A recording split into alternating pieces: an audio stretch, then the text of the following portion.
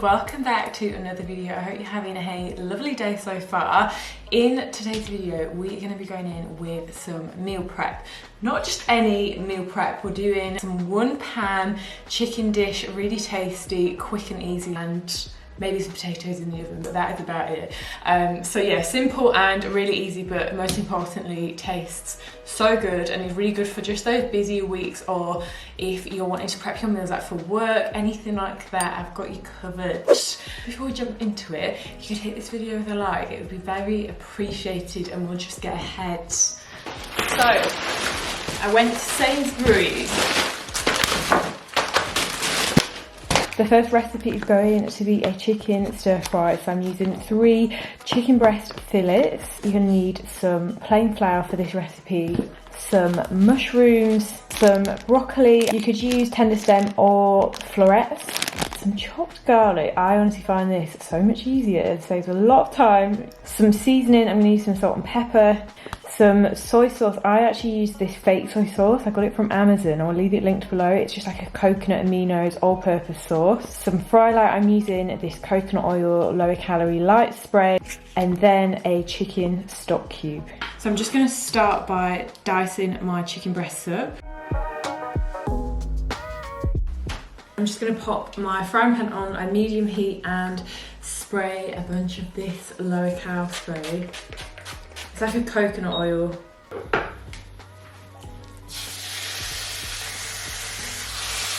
I seem to go through spatulas, and this is what we're working with right now. I'm just going to add some salt and pepper to my chicken.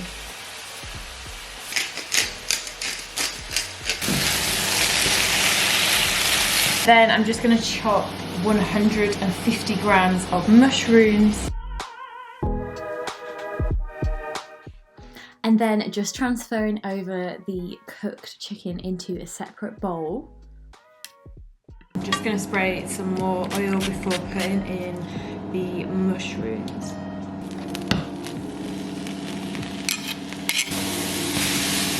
I like to cook these on a medium heat, and I also like to put a lid on. I just think it makes them a bit juicier.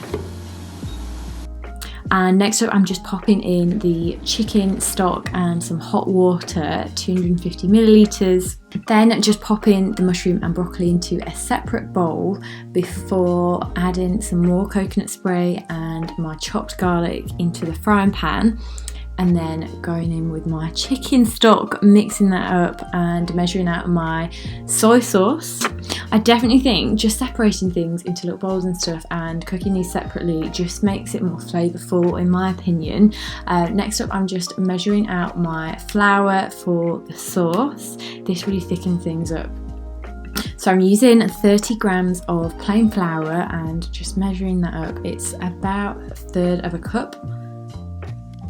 And just stirring it up. It is quite thick at this point, and then once that's all mixed together, just adding the chicken back in, stirring that round, like giving that a fry, that sounds a bit weird.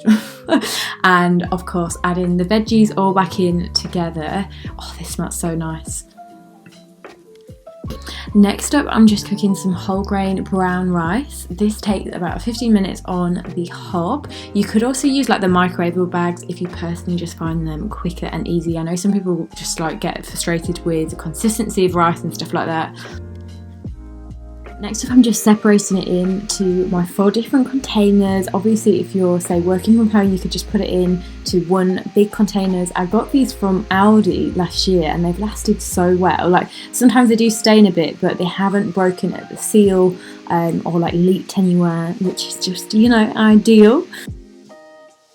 So here we have it. This is the finished chicken stir fry. Honestly, this smells amazing. You could of course have it with noodles as well. I just fancied rice, and yeah, store these, put them in your freezer, do whatever you fancy. They're absolutely ideal. It's like a chicken Mexican fajita kind of style in a pan. So I'm going to use 3 chicken breasts again, 3 mixed bell peppers, 1 whole onion. I'm going to slice some little tomatoes.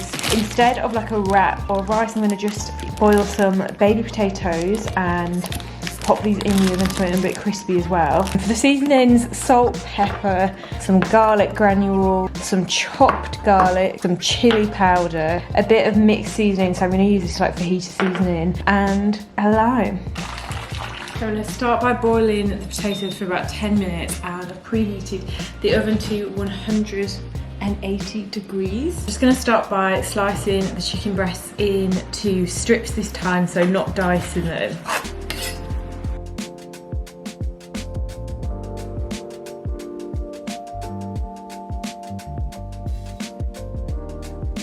So I'm just going to spray the pan. If you've got like a skillet, that would be amazing. I don't actually have one that works on this hob. So yeah, so make sure it's like sizzling hot and just try not to move it around like as much. That way it's a little bit more crispy, I think. Honey as well, we need to tidy up as we go. Keep things tidy in the kitchen.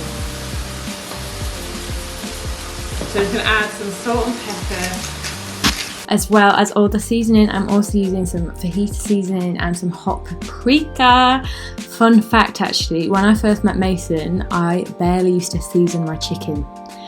Now that's like a long lost memory. Great, so coconut, I'm just going to put some oil on here first.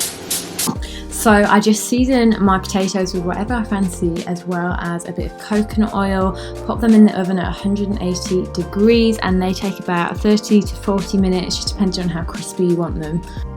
And then I'm just slicing a whole onion into like larger slices this time, like long thin ones, as well as 3 whole peppers. And I'm just adding my chicken to a separate bowl before adding some more coconut spray to my pan, and then starting off with the onions.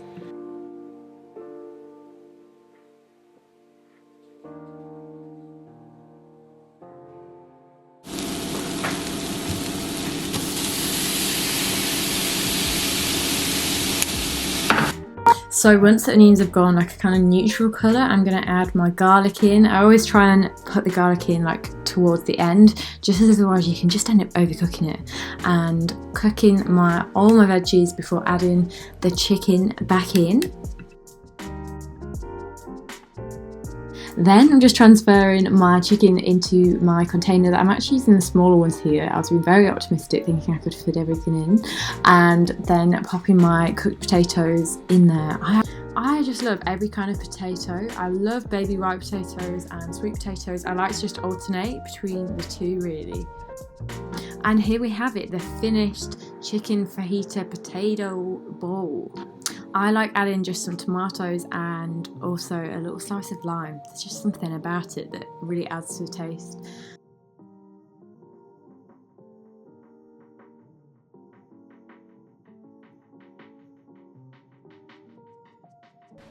So here are the finished meal preps. Got to say, this one doesn't look superior, but honestly tastes unreal. These are really good dinner or lunches and nice sort of like high volume meals. So tasty as well. I like mixing it up between like rice and potatoes and stuff, and pita breads and all that. Something else just to mention as well, you can freeze these too and obviously like have them cold. So that is the end of this video. I really hope you enjoyed this one. Do let me know if you'd like to see any more like meal preps. I generally only, if I'm ever like busy, I'll just meal prep lunch or dinner, not necessarily breakfast, because like porridge oats literally takes like 2 seconds, doesn't it? Like there's not much point, I don't think, personally. Just let me know what else you would like to see, or like what other recipes and whatnot. If you've ever got like busy weeks, it is so convenient just to like prep some meals, even if it's not in containers, just have it in like one big container in the fridge or something, so you can just go and warm it up. And the best thing of all these is they're all freezable, and obviously you can microwave them, reheat them and stuff.